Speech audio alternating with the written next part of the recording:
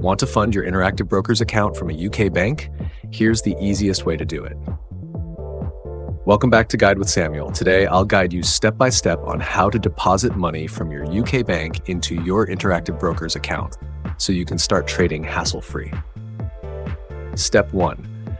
Log into your Interactive Brokers account on the website or mobile app. Step 2. Go to the Funding or Deposit Funds section. Step 3. Choose the bank wire transfer option for international transfers.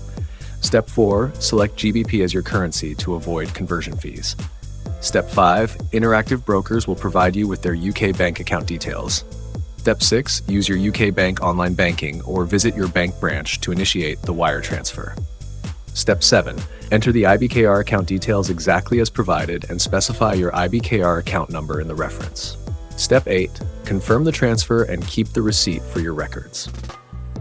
Step 9. Funds usually arrive within 1 to 3 business days.